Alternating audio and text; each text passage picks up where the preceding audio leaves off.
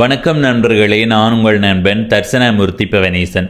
செம்மணிக்கு அப்பால் முக்கிய பல ஆதாரங்களோட சாட்சியம் அளிக்க தயாராக இருக்கிறேன் என்று தமிழ் மக்களுக்கு உறுதியளிப்பதாக செம்மணி கிருஷாந்தி குமாரசுவாமி வழக்கில் பிரதான குற்றவாளியாக அடையாளப்படுத்தப்பட்டு மரண தண்டனை கைதியாக தற்போது சிறையில் இருக்கிற அந்த 5 பேரில் ஒருவரான சோமரட்ன ராஜபக்ச உறுதியளித்திருக்கிறார்.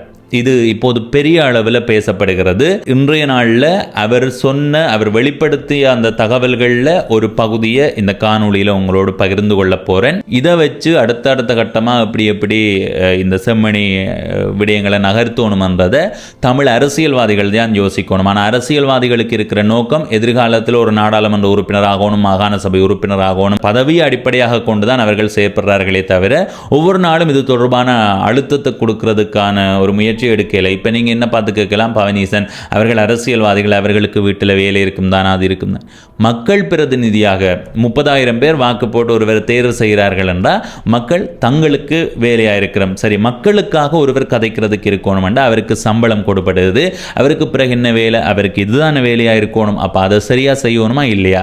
வாக்கு வாங்கிய மக்களுக்கு உண்மையாக இருக்கணும். வாக்கு போடுற மக்களினுடைய மனநிலை என்ன, அவர்கள் என்னத்தை எதிர்பார்க்கிறார்கள் என்றதை புரிஞ்சு கொண்டு அதற்கான தீர்வை கொடுக்கிறதுக்கான அழுத்தங்களை பிரயோகிக்கணுமே தவிர அதை விட்டுட்டு எதிர்கால அரசியல் நோக்கத்தோட செயற்படுறதை தவிர்த்து கொள்ளணும். இந்த செம்மணி என்பது எப்போது பெரிய அளவு பேசப்படுகிறது என்றால் 1996ஆம் ஆண்டு கிருஷாந்தி குமாரசுவாமி என்ற சுண்டுக்குழி மாணவி பரீட்சை எழுதிவிட்டு வீட்டுக்கு போகும்போது அந்த செம்மணி நுழைவாயில் பகுதி இருக்குத்தானே, யாழ்ப்பாண நுழைவாயில் பகுதி, அதில் இருந்த முகாமில் அந்த மாணவி மறைக்கப்படுகிறார். அதற்கு பிறகு அவரை காணையில வீட்டுக்காரர் தேடி வரார்கள், அம்மா, அதுபோல அந்த கிருஷாந்தியினுடைய சகோதரன், அடுத்தது இன்னும் ஒருவர் உறவினர் என்று சொல்லப்படுகிறது. அவ்வளவு பேருமே அங்கே படுகொலை செய்யப்பட்டார்கள். அது பெரிய அளவில் பேசுபொருளாக மாறி மனித உரிமைகள் நிறுவனங்கள் எல்லாம் இதற்கான எதிர்ப்பை தெரிவித்து அதற்கான ஒரு அழுத்தத்தை கொடுத்து கொண்டிருந்ததன் விளைவாக ஏதோ ஒரு தீர்ப்பு வழங்கணும் என்ற அடிப்படையில் 1998ஆம் ஆண்டு நினைக்கிறேன் அந்த நேரம் ஒரு தீர்ப்பை வழங்குது. அந்த தீர்ப்பில் சோமரட்ன ராஜபக்ச உட்பட மேலதிகமாக 4 மொத்தமாக 5 பேர் கிருஷாந்தி குமாரசுவாமி வழக்கினுடைய குற்றவாளிகள் என்று தீர்ப்பளித்து அவர்களுக்கு மரண தண்டனை விதிக்கப்படுது. இங்க மரண தண்டனை இல்லாததால மரண தண்டனை கைதியாக தொடர்ச்சியாக அவர் சிறையில் இருக்கிறார். இப்போது இந்த இடத்தை நீங்க யோசிச்சு பாருங்க, இங்க ஒருவேளை மரண தண்டனை இருந்திருந்தா அந்த சோமரட்ன ராஜபக்ச உட்பட மேலும் 4 பேர், மொத்தமாக 5 பேரும் இப்ப உலகத்தில் இருக்க மாட்டார்கள். அப்ப இயற்கை விதி எப்படி வேலை செய்யுதுன்னு பாருங்க. அவர் உயிரோடு இருக்கிறதால தான் இப்ப நான் உங்களுக்கு அடுத்ததா அவர் வெளிப்படுத்தி இருக்கிற தகவல்களை சொல்லும் போது இவர் உயிரோடு இல்லையண்டா இதெல்லாம் தெரியாம போயிருக்கும், இவரெல்லாம் மழுங்கடிக்கப்பட்டிருக்கும் என்ற ஒரு எண்ணம் உங்களுக்குள்ள வரும். தமிழ் நாடாளுமன்ற உறுப்பினர்கள், மக்களால் தெரிவு செய்யப்பட்ட பிரதிநிதிகள் தான் இதற்கான தொடர் அழுத்தங்களை கொடுக்கணும். சோமரட்ன ராஜபக்ச என்ற இந்த மரண தண்டனை கைதி சில வாரங்களுக்கு முன்பு அரசு தலைவரான அனுரகுமார திஸ்தாநாயக்கா அவர்களுக்கு ஒரு கடிதம் ஒன்று அனுப்பியிருந்தார். அந்த கடிதத்தில் தான் சர்வதேச ரீதியாக இது ஒரு விசாரணை முன்னெடுக்கப்படுகிற நேரத்தில் அதற்கு சாட்சியம் அளிக்க தயாராக இருப்பதாக சொல்லியிருந்தார். எனவே அது பெரிய அளவில் பேசப்பட்டிருந்தது. இப்போது அந்த கடிதத்தில் குறிப்பிட்டிருக்கிற தகவல்களுக்கு அப்பால மேலதிகமான பல ஆதாரங்களை வெளிப்படுத்த போவதாகவும் பல முக்கிய ஆதாரங்களோட சாட்சியம் அளிக்க தயாராக இருப்பதாகவும் தகவலை வெளிப்படுத்தி இருக்கிறார். எனவே இந்த காணொளியில சோமரட்ன ராஜபக்ச அவர்கள் வெளிப்படுத்திய தகவல்களில் இருந்து முதல் பகுதியை உங்களோட பகிர்ந்து கொள்றேன். இது வீரகேசரி வழியாக இருக்கு. இதன் தொடர்ச்சி வீரகேசரி வார வெளியீட்டில் இந்த மாதம், அதாவது எதிர்வருகின்ற 24ஆம் நாள் ஞாயிற்றுக்கிழமை வெளியாகும் என்று வீரகேசரி இணையதளத்தின் ஊடாக அறிவிக்கப்பட்டிருக்குது. இதை கேட்டு வச்சிருங்கோ. அடுத்தது அந்த பத்திரிகையில் வரும்போது அதையும் படித்து தெரிந்து எங்களுக்கு என்னென்னலாம் நடந்திருக்கின்றதை அந்த சம்பவ இடத்தில் நின்ற அந்த சாட்சியாளரின், அந்த சோமரட்ன ராஜபக்ச அவர்களின் கூற்றுக்கள் மூலமாக உணர்ந்து கொள்ளுங்கோ. இப்போ அவர் என்ன சொல்லி இருக்கிறார்ன்றதை உங்களோட பகிர்ந்து கொள்கிறேன். கிருஷாந்தி குமாரசுவாமி படுகொலை மற்றும் செம்மணி மனித படுகொலை தொடர்பில் இதனூடாக வெளிப்படுத்துகிறேன். கடந்த ஜூலை மாதம் 9ஆம் திகதி அன்று ஜனாதிபதிக்கு அனுப்பி வைத்த கடிதத்துக்கு மேலதிகமாக விடயங்களை யாழ் மக்கள் உள்ளடங்கலாக ஒட்டுமொத்த தமிழ் மக்களுக்கும் தெளிவாக தெரிந்து கொள்ளும் பொருட்டு இதனை வெளிப்படுத்துகிறேன். எனது மனைவி ஊடாக ஜனாதிபதிக்கு அனுப்பி வைக்கப்பட்ட கடிதம் கடந்த 3ஆம் திகதியன்று வீரகேசரி பத்திரிகையில் முதல் பக்கத்தில் வெளியானது. அக்கடிதத்தில் குறிப்பிடப்பட்டிருந்த சகல விடயங்களும் உண்மையானவை என்பதை நான் யாழ் மக்களுக்கு தெரியப்படுத்துகிறேன். அதில் குறிப்பிடப்பட்டிருந்த விடயங்களுக்கு மேலதிகமாக செம்மணிக்கு அப்பால் முக்கிய ஆதாரங்களுடன் சாட்சியமளிக்க தயாராக இருக்கிறேன் என நான் ஒட்டுமொத்த தமிழ் மக்களுக்கும் வாக்குறுதி அளிக்கிறேன். 1998 ஆண்டு கொழும்பு மேல் நீதிமன்றத்தில் இடம்பெற்ற வழக்கு விசாரணையில் செம்மணி மனித புதைகுழி தொடர்பில் வெளிப்படுத்திய போது அவை நீதிமன்றத்தினால் ஏற்றுக்கொள்ளப்படவில்லை. இருப்பினும் கடவுளும் இயற்கையும் அவை உண்மை என்பதை நிரூபித்துள்ளன. 1998 ஆண்டு எனக்கு மரண தண்டனை தீர்ப்பு வழங்கப்பட்டதன் பின்னர் எனது கூற்று தொடர்பில் முன்னாள் ஜனாதிபதி சந்திரிகா பண்டாரநாயக்க குமாரதுங்க, முன்னாள் அமைச்சர் ஜெயராஜ் பெர்னாண்டோ பிள்ளை ஊடாக சிறைச்சாலை அதிகாரியான நாமல் பண்டார் என்ற அதிகாரி மூலம் எனக்கு கடிதம் ஒன்றை அனுப்பி வைத்திருந்தார். அக்கடிதம் அமைச்சரவையிலேயே எழுதப்பட்டிருந்தது. நான் மேல் நீதிமன்றத்தில் கூறிய விடயம் கோபத்தில் கூறப்பட்டது எனவும் அதனை வாபஸ் பெற்றுக்கொள்ளுமாறும் அக்கடிதத்தில் குறிப்பிடப்பட்டிருந்தது. நான் அந்த கடிதத்தை வாசித்ததன் பின்னர் இலங்கை மனித உரிமைகள் ஆணைக்குழுவிடம் அதனை கையளிப்பதற்குரிய நடவடிக்கைகளை மேற்கொண்ட போது அந்த அதிகாரி கடிதத்தை வாசித்துவிட்டு திருப்பித் தாருங்கள் என்றார். நான் அந்த கடிதத்தை திருப்பிக் கொடுப்பதற்கு மறுத்த போது அவர் உள்ளிட்ட அதிகாரிகள் குழுவினர் என்னை மிலேச்சத்தனமாக தாக்கி கொல்ல முற்பட்டனர். இருப்பினும் அங்கிருந்த ஏனைய சிறை கைதிகளின் தலையீட்டால் அம்முயற்சி தோல்வியடைந்தது.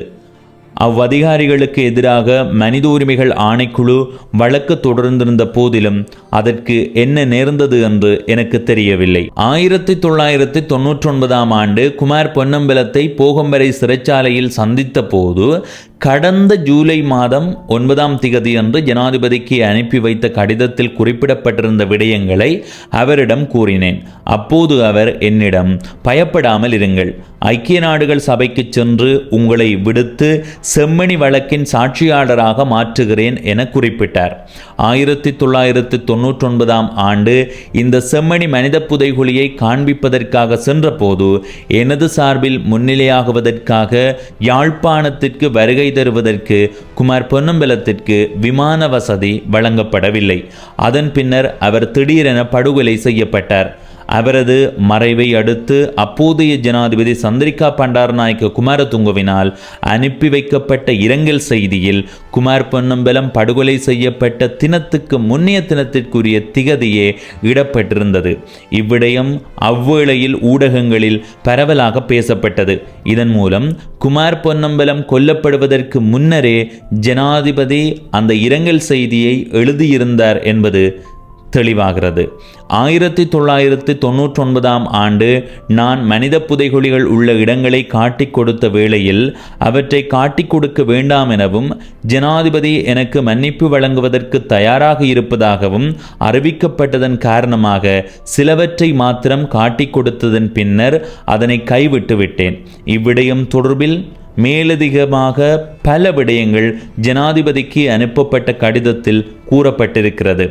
யாழ்ப்பாணத்தில் செம்மணி மாத்திரமன்றி பலசேனா தலைமையகம் முதல் 1996 ஆண்டளவில் யாழ்ப்பாணத்தில் நிறுவப்பட்டிருந்த முகாம்களில் சித்திரவதை கூடங்கள் நடாத்தி செல்லப்பட்டமையை அன்றைய பாதுகாப்பு செயலாளர் தொடக்கம் சந்திரிகா வரை அறிந்திருந்தனர் என்பதை நான் யாழ் மக்களுக்கு மிகுந்த வருத்தத்துடன் தெரியப்படுத்துகிறேன். அரியாலை 7வது இலங்கை இராணுவ காலாட்படையினால் செம்மணி முதல் துண்டி முகாம் வரை சகல சோதனை சாவடிகளிலும் மக்கள் கைது செய்யப்பட்டதுடன் C3 முகாமின் 7வது இராணுவ காலாட்படைக்குரிய சித்திரவதை கூடங்களில் உயிரிழந்தவர்களின் சடலங்கள் மணியந்தோட்டம் என அறியப்படும் பிரதேசத்திற்கு கொண்டு செல்லப்பட்டு அங்கு புதைக்கப்பட்டன.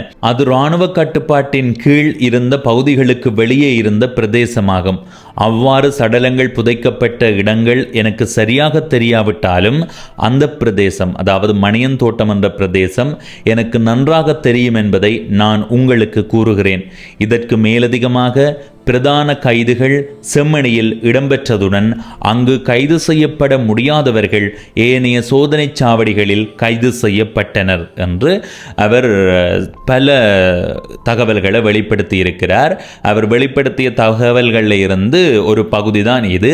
இதனுடைய தொடர்ச்சி இந்த மாதம் எதிர்வருகின்ற 24ஆம் நாள் வீரகேசரி வார வெளியீட்டில் பிரசுரமாகும் என்று குறிப்பிடப்பட்டிருக்கிறது. குறிப்பா இந்த இடத்துல சுட்டிக்காட்ட வேண்டிய தகவல் என்னென்றா, இவர் மணியம் தோட்டம் என்ற ஒரு இடத்திலையும் புதைக்கப்பட்டிருக்கு என்றதை வெளிப்படுத்தி இருக்கிறார். அதில் அவர் குறிப்பிட்டிருக்கிறது என்னென்றா, இராணுவத்தினுடைய எல்லைக்கு அப்பாற்பட்ட பகுதியில் புதைக்கப்பட்டிருக்கு. இது ஒரு பெரிய சாட்சியாக நாங்கள் எல்லாருமே எடுத்து வைத்திருக்க வேண்டிய ஒன்று. ஏனென்றா எதிர்காலத்தில் ஒரு வேளையில் மணியம் தோட்டம் பகுதியில் ஒரு மனித புதைகுழி அடையாளப்படுத்தப்படுமாக இருந்தா, இப்படியான ஒரு சாட்சி முன்னமே சொல்லப்படாமல் இருந்திருந்தா நிச்சயமாக அது இராணுவத்தினுடைய கட்டுப்பாட்டில் இருக்கையில் அதை வேற யாரோ செய்திருக்கிறார்கள், மக்களை கொண்டிருக்கிறார்கள், புதைத்திருக்கிறார்கள் என்று ஒரு திசை திருப்பலுக்கான வாய்ப்பாக அமைந்திருக்கும். செம்மணி மனித புதைகுழி அடையாளப்படுத்தப்பட்ட நாளில் இருந்து தெற்கில் இருந்து சில இனவாதம் பேசுகிற அரசியல்வாதிகள் என்ன சொல்கிறார்கள் என்றால், இந்த மனித புதைகுழியில் இருக்கிறவர்கள் விடுதலை புலிகளால் கொல்லப்பட்ட இராணுவத்தினர் என்று ஒன்று சொன்னார்கள். பிறகு குழந்தைகள் அடையாளப்படுத்தப்படும் போது இன்னொரு தரப்பு சொல்லிச்சது, இது விடுதலை புலிகள் இயக்கத்தில் சேர சொல்லி கோரிக்கை விடுத்து சேராதவர்களை கொன்று புதைத்திருக்கிறார்கள் என்று. அப்படி இந்த மனித புதைகுழி தொடர்பாக அதுக்கு சம்பந்தம் இல்லாதவர்கள், அந்த இடத்தில் நேரடியாக நின்று என்ன நடந்தது என்பதை பார்க்காதவர்கள்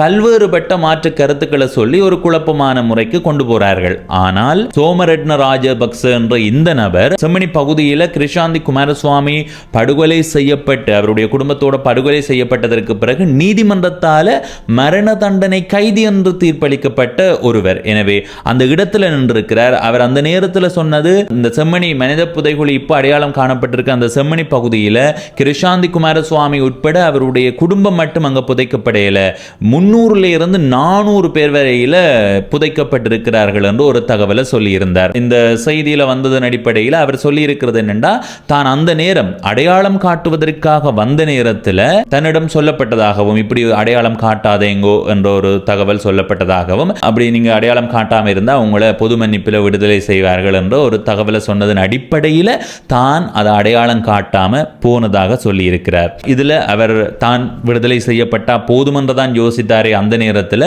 ஆனா தொடர்ச்சியா தமிழ் மக்களுக்கு இவ்வளவு அநீதி நடந்திருக்கு, அதுக்கான ஒரு தீர்வு கிடைக்கணும் என்றதை யோசிக்கல. ஆனா இயற்கை என்ன மாதிரி கொண்டு வந்து முடிச்சிருக்குதுன்னு பாருங்க.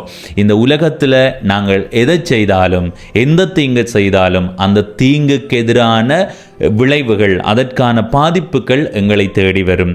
அதுதான் இப்ப நடந்து கொண்டிருக்குது.